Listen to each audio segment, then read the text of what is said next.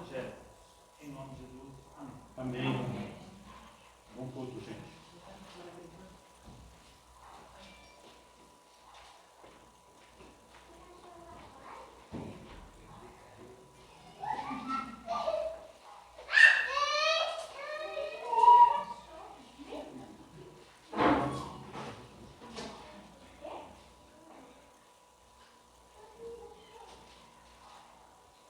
Muito bem, irmãos. Vamos dar continuidade aos nossos estudos de fruto do Espírito. E eu coloquei aqui uma breve recordação.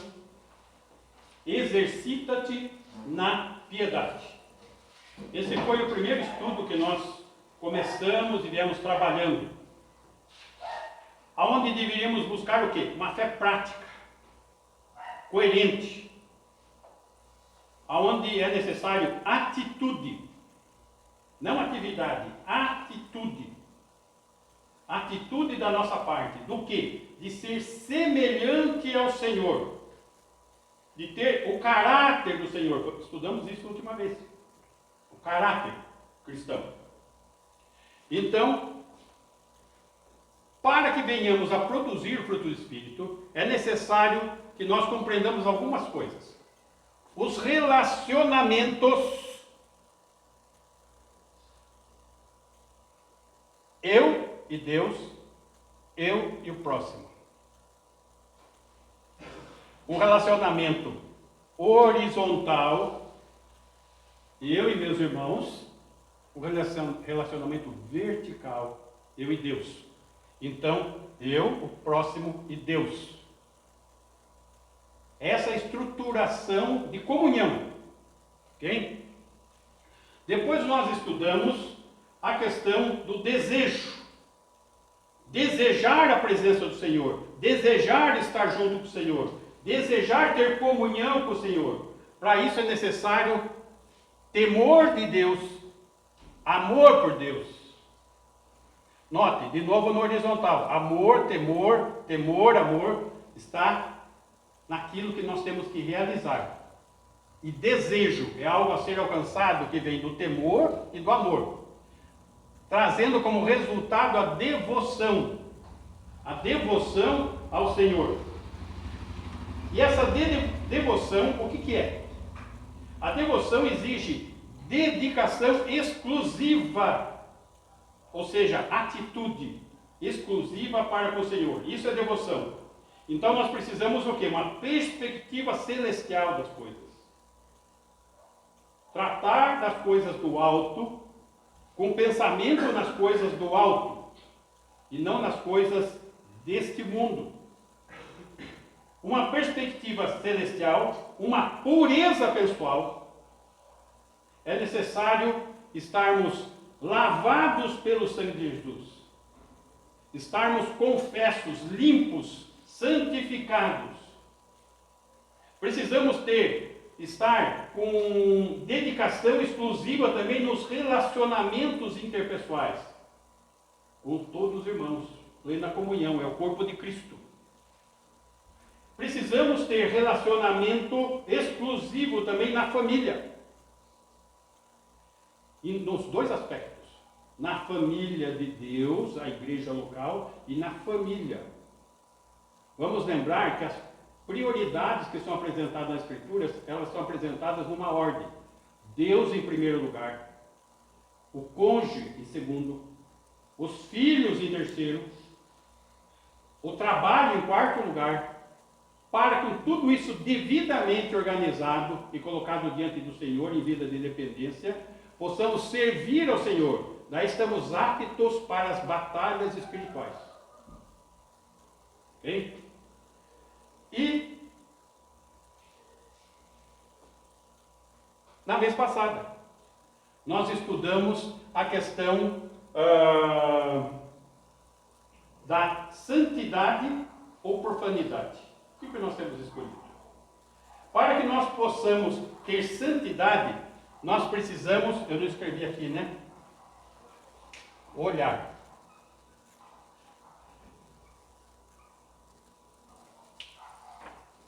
Olhar para os vencedores. Lembra que nós estudamos? Hebreus capítulo 11, os heróis da fé, que nós, toda a declaração, toda a descrição do texto está descrevendo uma arena de combate, uma arena de competição, onde estamos para uma corrida, onde os vencedores fazem parte da plateia. Então, olhem os vencedores, mire neles, tome como alvo, tome como exemplo os vencedores, para você lutar a carreira da fé para ser um vencedor. Olhe para si próprio. Se nós não tivermos um olhar introspectivo, com uma avaliação mediante a palavra de Deus, para termos condições de estarmos nessa competição, olhe para si próprio. Olhe para o Senhor. O nosso olhar para termos uma vida de piedade tem que ser esse. Olhar para os vencedores, olhar para si próprio e olhar para o Senhor. Isso vai nos colocar numa condição ou outra. Ou uma vida de santidade, ou uma vida de profanidade. Profana. Uma vida que está submissa à nossa carne, a este mundo, onde o Senhor não tem lugar na minha vida. Isso é profano. E nós precisamos entender que esse profano nem sempre é uma condição fora da avaliação das nossas vistas. Nós podemos estar com a avaliação errada, o olhar errado. O exemplo que foi dado foi de Esaú, o profano. Quem era Esaú?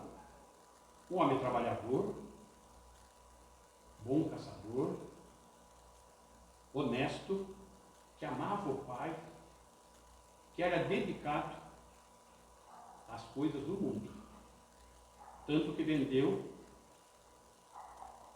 se vendeu por um prato de lentilha, a sua primogenitura. Ele foi profano. Ele não colocou em primeiro lugar as coisas de Deus. Então, o que é necessário para ser profano? É só não colocar Deus em primeiro lugar. Profano. Essa é a condição que nós temos estudado para as condições básicas para alcançarmos o fruto do Espírito. O fruto. Eu gosto sempre do exemplo de uma poncã. Uma poncã é um fruto. Você abre e são vários gomos. Esses vários gomos são as virtudes que nós vamos estar estudando. E a primeira virtude é a humildade. O primeiro gomo que nós estamos puxando. Por que o primeiro gomo? Eu não sei se vocês já tiveram essa experiência. Chega na banca de fruta, vê aquela poncã enorme, bonita, brilhosa. Você abre, puxa o primeiro gomo, e quando você abre o gomo, morde ele, seco, não tem nada dentro. Comprometeu o quê? A poncã inteira. Esse é o primeiro gomo, humildade. Se ele estiver seco, não tem mais nada, não tem mais virtude nenhuma. Ele é a ponte para todos os outros gomos. Humildade. Então, nós precisamos desta base para puxarmos o primeiro gomo, a virtude da humildade. E a humildade é reconhecer quem você é diante de Deus. Quem de fato você é. Em relação à sua palavra e diante do próximo. Então aqui está humildade, palavra, Deus, próximo. Ok? Vamos começar a trabalhar, então, o nosso tema. Lucas, capítulo 18, versículo 9.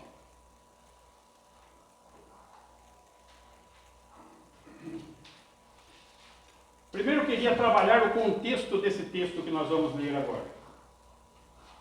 O texto está trabalhando as atitudes adequadas dos discípulos. Vamos lembrar que nós estamos aonde?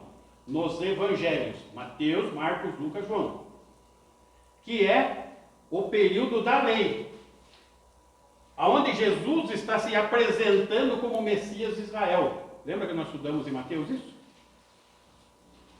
Então, qual a atitude adequada dos seus discípulos judeus? Né? Atitudes adequadas dos discípulos, reconhecendo Jesus o quê? Como Messias. Pois o mundo está despreocupado com a realidade espiritual. Bia, volta um pouquinho para mim, capítulo 17, versículo 28. Mostrar essa despreocupação com a realidade espiritual. 28 ao 32. O mesmo aconteceu nos dias de Ló. Comiam, bebiam, compravam, vendiam, plantavam, edificavam. Parece que está falando da vida aqui na Barriga. Não é isso? O dia a dia de todas as pessoas. 29. Mas no dia em que Ló saiu de Sodoma, choveu do céu fogo e enxofre e destruiu a todos. Parece que continua falando de lambaria. Porque a promiscuidade que estava lá não está muito diferente da que está por aqui, não. Acha que a de lá fica no chinelo para de cá. A coisa está brava. 30. Assim será no dia em que o Filho do Homem se manifestar. Está falando da segunda vinda para implantar o reino. 31. Naquele dia, quem estiver no eirado e tiver os seus bens em casa, não desça para tirá-los. Eirado é aquele telhado que tem lá no deserto, lá em Israel, né? Que não é telha, é aquele lajadão, tá? E de igual modo, quem estiver no campo, não volte para trás. O senhor está voltando. Não tem que correr, tá? 32. Lembrai-vos da mulher de Ló. Ela olhou para trás e virou uma estátua de sal.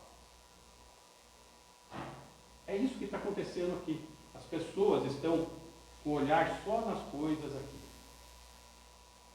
Só do dia a dia. Volta lá no 28, só para a gente ver as coisas do dia a dia. Comiam, bebiam, compravam, vendiam, plantavam, edificavam. Profanidade. E Deus? E as coisas de Deus? Estão percebendo? Esse é o contexto que nós estamos trabalhando. Daí, ele vai começar falando de oração. Vai lá no versículo, Bia, por favor. Capítulo 18, versículo 9. Ele fala de uma oração persistente e humilde que os discípulos devem ter. Que os discípulos não podem ignorar. Enquanto ao redor, o que está acontecendo? Ingratidão, cegueira espiritual.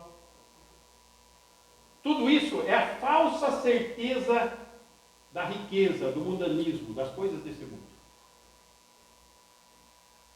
Que é o que estava escrito ali. Tá? Esse é o contexto. Então, a falsa certeza da justiça, religiosidade, tem um tanto de igreja por aí, né? Como tinha de sinagogas, de fariseus, de tanta gente religiosa, né? Só que a condição deles era essa. Como a condição destes pode ser esta. Ok? Versículo 9. Propôs também esta parábola a alguns que confiavam em si mesmos. Olha só, Jesus está propondo uma parábola para aqueles que confiavam em si mesmos. Trabalha, compra, vende, aquela vidinha do dia a dia, tal, confiança em si mesmo. Por se considerarem justos, né? Olha Saúl, trabalhador, honesto, ama o pai dele, olha só, reconhecido na sociedade local, pessoa de prestígio, mas profano. Tá? desprezavam os outros. 10. 2 homens subiram ao templo com o propósito de orar. Um fariseu, que são os maiores religiosos da época de Cristo, e outro publicano, que eram aqueles que cobravam impostos, que trabalhavam para o Império Romano, que eram traidores da pátria. 11. O fariseu, posto em pé, orava de si para si mesmo. Olha a oração dele. Orava de si para si. É aquela oração, não é que ele bateu no teto, não saiu nem dele. De si para si mesmo, só rodava ali. Não chegou para Deus. Desta forma, olha a oração dele. Ó Deus, graças te dou, porque não sou como os demais homens. Eu sou o cara. Está entendendo? Roubadores, injustos e adúlteros. Nem ainda como este publicano. Aí apontou especificamente aqui. Eu me justifico. Quem vai falar alguma coisa de mim? Me orgulho de quem eu sou, de como eu sou. Ó sentimento. 12. Jejuo 2 vezes por semana e dou o dízimo de tudo quanto ganho. Olha só, sujeito batuta. Viu? Esse é consagrado. Essa é a situação que está desenrolando. Nossas atividades podem ser boas. Mas a pergunta é, as atitudes do nosso coração são humildes? Você vê que não há humildade nenhuma nesse cidadão aqui. Agora eu quero que nós venhamos a refletir em nós. Se a primeira virtude é humildade. E ele como fariseu. Ele como fariseu. Conhecedor. Opa! Conhecedor da Escritura, com certeza.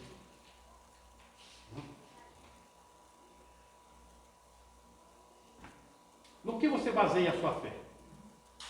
Nos seus méritos? Ele baseia a fé nos méritos dele.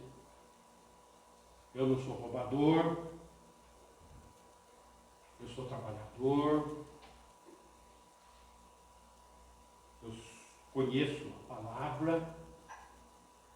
Eu não sou como esses outros aí. Nem como esse aqui. Mérito próprio. Esses são os sinais de quem não tem humildade. Que pensa que tem. Pensa que tem, porque ele se auto-justifica.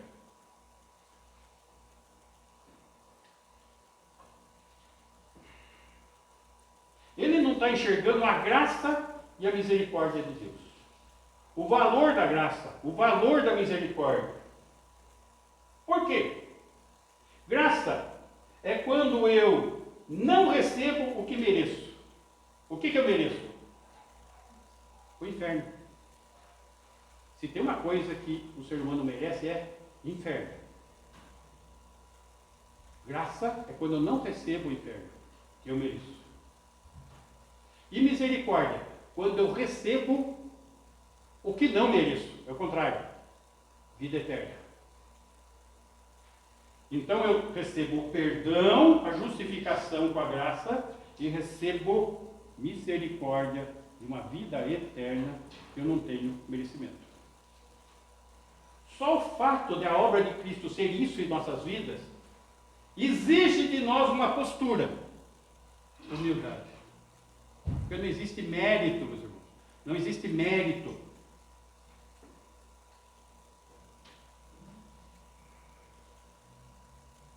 Vimos no estudo passado que quem se inclina para a carne cogita das coisas da carne.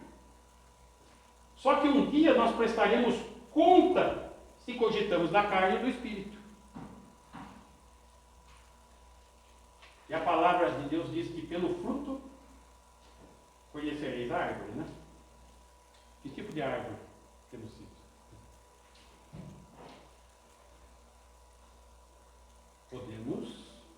nos auto-enganar, podemos enganar os outros. Mas Deus ninguém engana. Essa prestação de conta uma hora chega.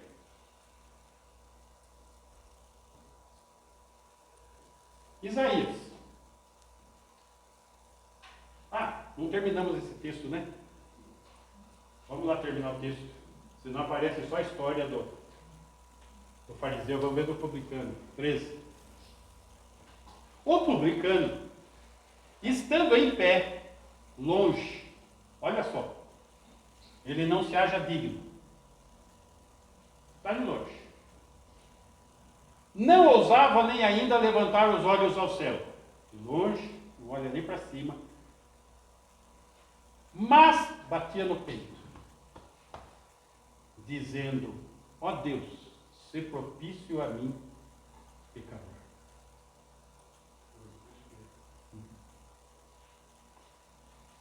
Arrependimento, confissão, dependência, tudo indicador do quê? De humildade.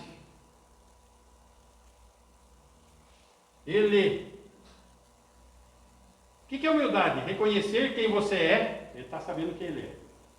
Diante de Deus. Diante de Deus. Em relação à sua palavra, o fato dele ser publicano não quer dizer que ele não conhecia a palavra. Ele era judeu, conhecia. E diante do próximo. E ele não está fazendo nenhuma avaliação do fariseu. Ele está se avaliando. Não tem mérito nenhum.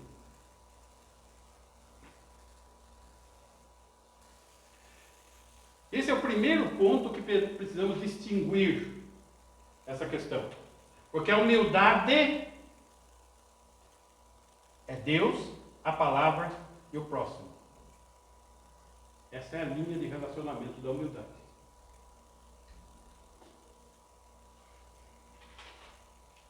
Isaías, capítulo 57, versículo 15.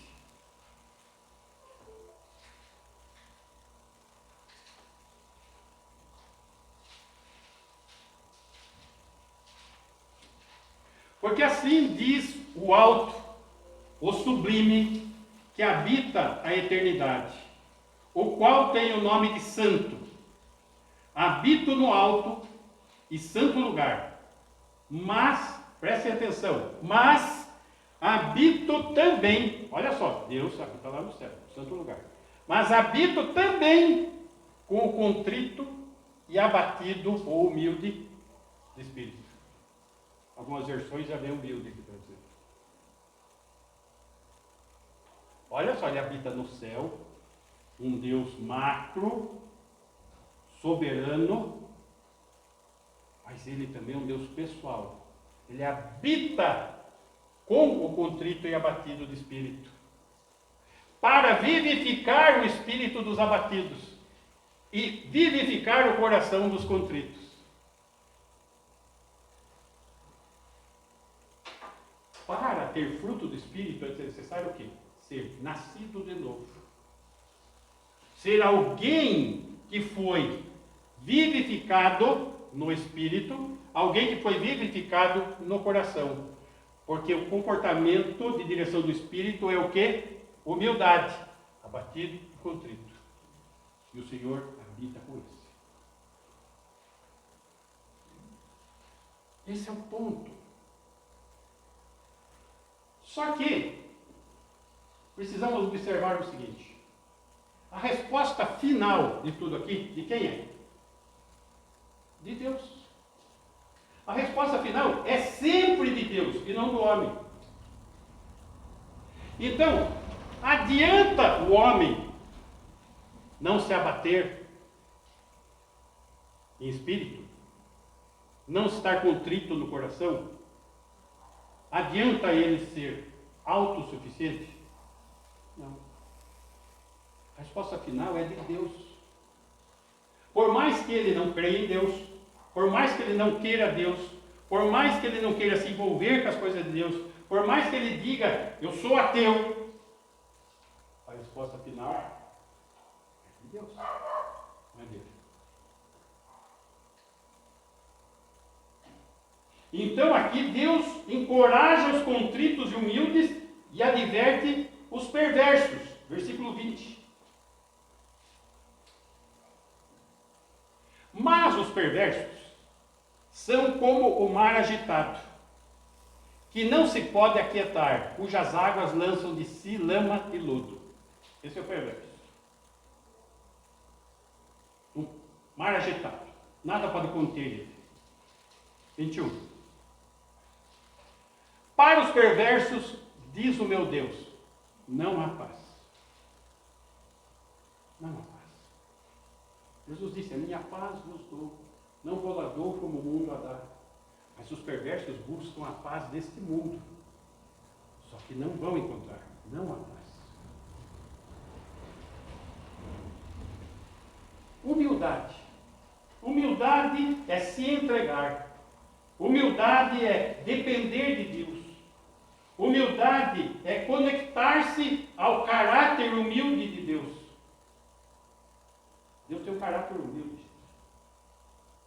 Imagina, Ele, o Senhor de todo o universo, tratando com pequenos homens como nós. Pessoalmente. Precisa de humildade. Ele é o próprio exemplo. Ou seja, se não for humilde, nenhuma virtude há em mim. Ou seja, se eu sou essa ponca, a hora que abre e puxa o primeiro gomo, não vai ter nenhum mais gomo. Pode provar o primeiro, está seco, não aproveita mais nada. Não tem fruto do Espírito. O primeiro gomo que aponta para os outros é humildade.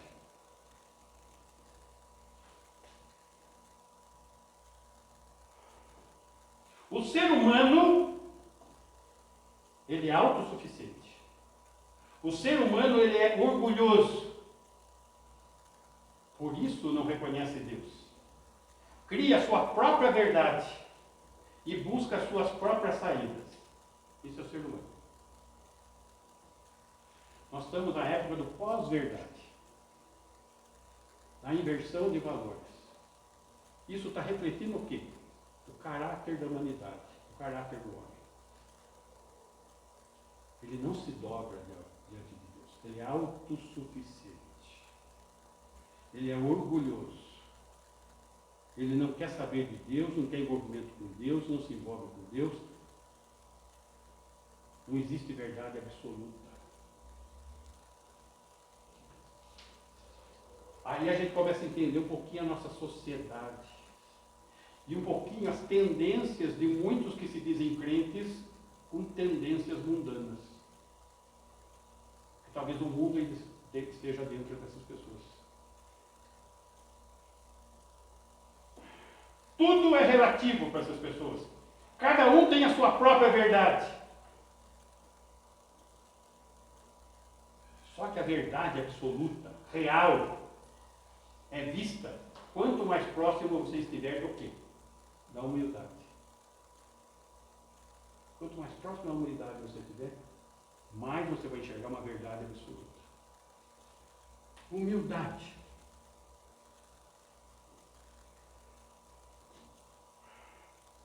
Isaías, capítulo 66, versículo 1. Ó, eu estou mostrando a questão de Deus, a palavra de Deus, e vamos falar já já do próximo. Ok? Versículo 1. Assim diz o Senhor: o céu é o meu trono, e a terra o estrado dos meus pés. Que casa me edificareis vós? E qual é o lugar do meu repouso? Versículo 2. Porque a minha mão fez todas essas coisas, e todos vieram a existir, diz o Senhor. Ele é o Criador, é o Senhor de todo o universo. Mas o homem, para quem olharei, é este. Para quem que ele vai olhar? O aflito e abatido de espírito, e que treme da minha palavra. Deus, palavra, unidade, resultado no Senhor.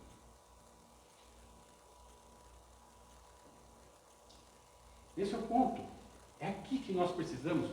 Você quer produzir fruto do Espírito? Qual o primeiro passo aqui?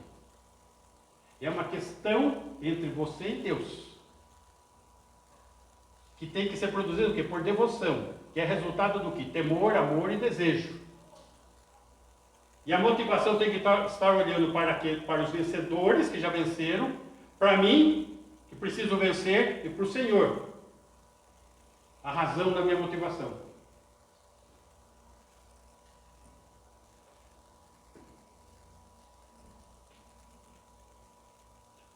Aqui nós estamos em Isaías. Ele está falando, o contexto aqui, de estabelecimento do reino milenar terreno. Reino milenar terreno. Das promessas que ele fez para a nação de Israel. Para isso é necessário o quê? A remoção da presente ordem rebelde de homens perversos. Estarão dois no campo, um será tirado. Estarão dois, um será tirado. Outro será tirado. Quem é tirado? O perverso. Esse não entra no reino. Então essa geração perversa vai ter que ser aniquilada para ter início ao reino. Daí o reino com a direção do servo do Senhor, num governo teocêntrico, Deus no centro. E o Senhor, ele está estimando, tá? Diz o Senhor, mas o homem para quem olharei é este. Ele está colocando uma estima, um bem-querer pelo homem. Ao humilde e contrito de espírito, e aquele que teme a sua palavra.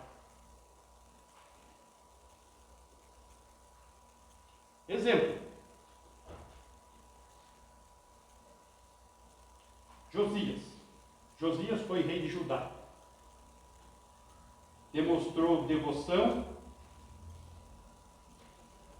demonstrou fidelidade em restaurar a verdadeira religião.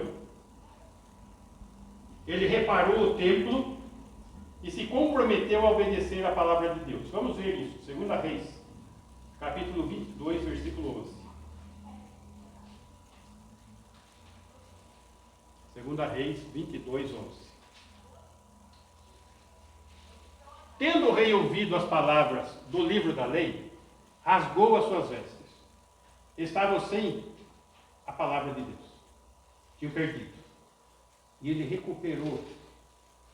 E daí teve contato com essa palavra. Quando ele tem contato com a palavra de Deus, vem arrependimento. Rasga as suas vestes. Ele viu que estava em pecado. Ele viu que estava tendo uma vida profana e que tinha que mudar tudo isso. 12.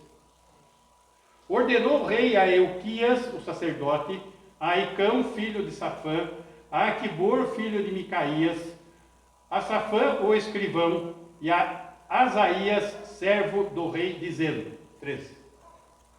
Ide e consultai o Senhor por mim, pelo povo e por todo o Judá, acerca das palavras desse livro que se achou. Ele encontrou a lei do Senhor.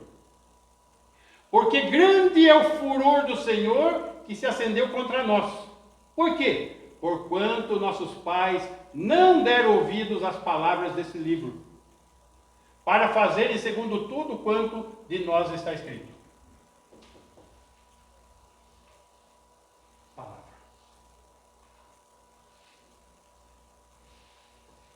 Esse rei, Josias, rei de Judá, marcou seu nome na história como um rei temente a Deus. Que temeu a palavra, temeu a Deus. Estão vendo a conexão? Temeu a Deus, temeu a palavra. A palavra é conhecimento e instrução. Para quê? Para a nossa vida diária, gente. Para o nosso viver. Porque a palavra deve guiar nossa conduta. O interessante é que eu li alguns comentaristas e eles fizeram um comentário errado. Que não adianta nada ter conhecimento sem vida. Isso dá uma ideia do quê? Não precisa conhecer, então. Gente, não é isso que está na Bíblia, estamos vendo texto a texto. O conhecimento é para nos guiar a conduta, a atitude. Não desprezando o conhecimento, mas tendo o conhecimento como algo que vai me conduzir a uma vida correta. Interessante que isso é propagado nas igrejas, esse tipo de comentário. Aonde basta você ter fé. Uma fé ignorante. Uma fé que não conhece, uma fé que não tem discernimento, uma fé que não tem entendimento, uma fé que não conduz você no dia a dia. Porque você não tem resposta para nada na sua vida, porque você não é dirigido pela palavra de Deus. E automaticamente nem por Deus você é dirigido.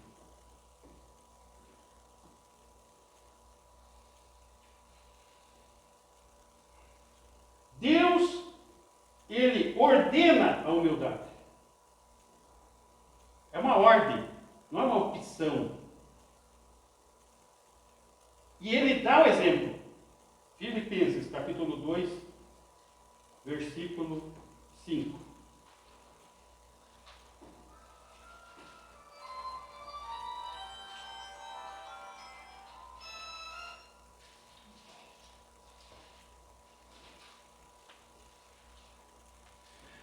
Tende em vós o mesmo sentimento que houve também em Cristo Jesus. Sentimento, desejo, que teve em Cristo Jesus. Pois ele, subsistindo em forma de Deus, ele é Deus, não julgou como usurpação ser igual a Deus. Ele se fez homem para vir nos resgatar. Antes, a si mesmo se esvaziou, deixou de lado a sua glória. Considerou usurpação ele estar aqui por sua glória. Assumindo a forma de servo, deixou a glória e se fez servo. Tornando-se em semelhança de homens. Ele foi humilde, ele se fez homem, como cada um de nós. E reconhecido em figura humana. 8. A si mesmo se humilhou, tornando-se obediente até a morte e morte de cruz. Ele é o exemplo. Ele é o exemplo. A humildade de Cristo deve ser seguida. Por quê? Porque ele abriu mão da glória para ser servo. Isso não é perda de glória ou decréscimo dos atributos divinos, mas ele compartilhou da fragilidade humana. Veja só, ele, o Senhor de todo o universo, nasceu aonde? Uma estrebaria. Ele sendo Deus, ele não podia escolher um lugar melhor? Podia. Foi humilde. Nascendo em Belém, cidade desprezada. Pode vir alguma coisa boa lá de Belém? Não pecou. Obedeceu aos pais, imagina só. Ele submisso a José e Maria. Lavou os pés dos discípulos, os pés deles. Foi humilde até a cruz, como está no texto. Então, humildade, gente, é um aspecto crucial do quê? Do caráter cristão. Cristo foi humilde. Cristo é humilde. Cristo é Deus. Ele é o exemplo de humildade a ser seguido. E nós temos que ter o quê? Um caráter cristão. Falamos isso aqui nesse tema. Pois isso abre caminho para todas as outras virtudes piedosas. Humildade é o primeiro gol. Humildade diante do próximo. Efésios 5, 21.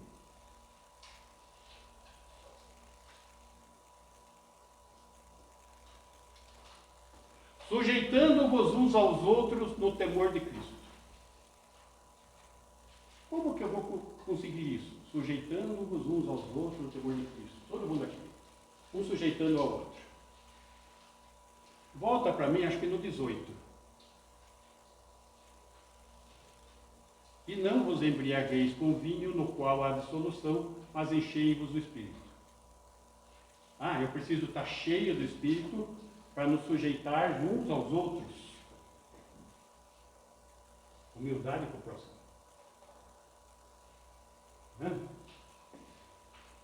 Não é algo natural. O natural é o que o fariseu fez com o publicano. Eu não sou como esse aí.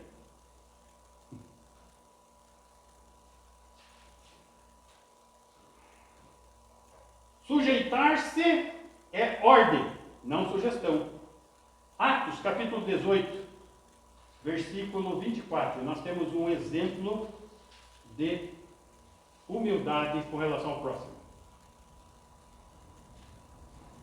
Isso, 24. 26. Nesse meio tempo, chegou a Éfeso um judeu natural de Alexandria chamado Apolo, homem eloquente e poderoso das Escrituras. O cara fala bem, chama a atenção de todo mundo e conhece a Bíblia. 25. Era ele instruído no caminho do Senhor.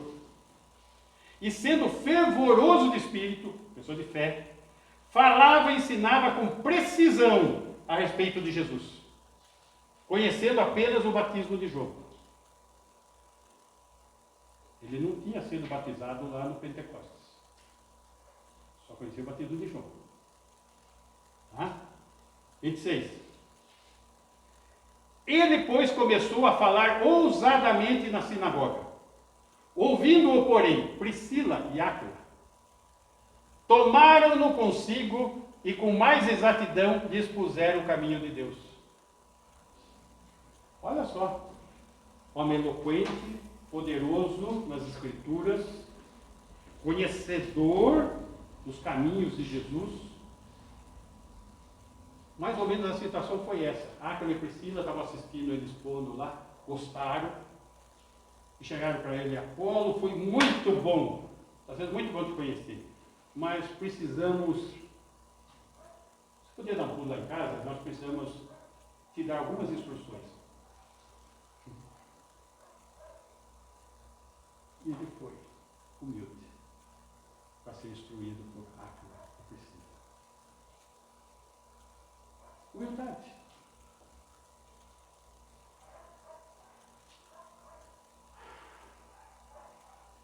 Ele queria melhorar, ele foi humilde. 1 Pedro, capítulo 5, versículo 5.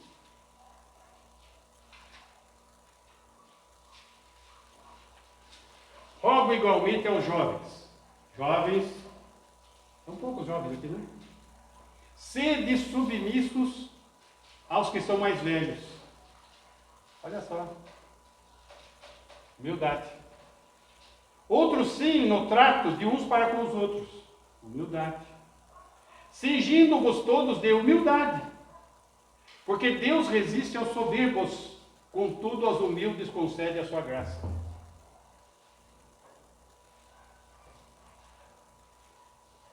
Meus irmãos, o Espírito Santo não te faz mais humilde. Presta atenção. O Espírito Santo não te faz mais humilde, mas te capacita a ser humilde. É preciso o quê? Luta. Luta. Empenho. Nessas situações que nós vimos, todas elas, podemos ver humildade é reconhecer quem você é diante de Deus, em relação à sua palavra e diante do próximo. Humildade é resultado do seu relacionamento com Deus, com a palavra e com o próximo.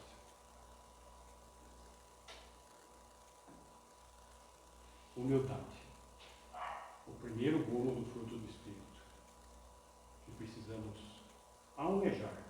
Não fica tudo em vão, como aquele fariseu.